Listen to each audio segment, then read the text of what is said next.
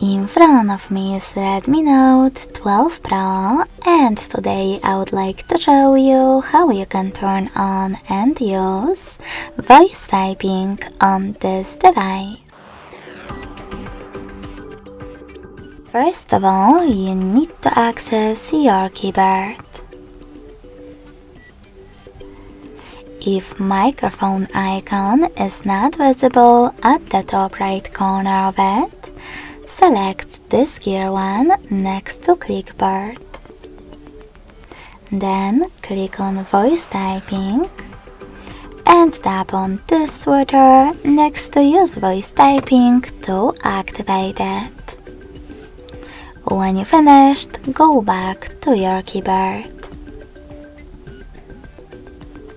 In order to start typing, tap on the microphone icon at the top right corner of Gboard.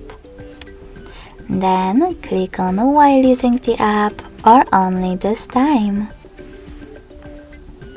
When you finished, tap on the same icon again.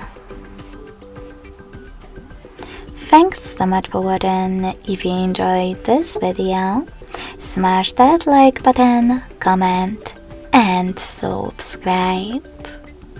Bye!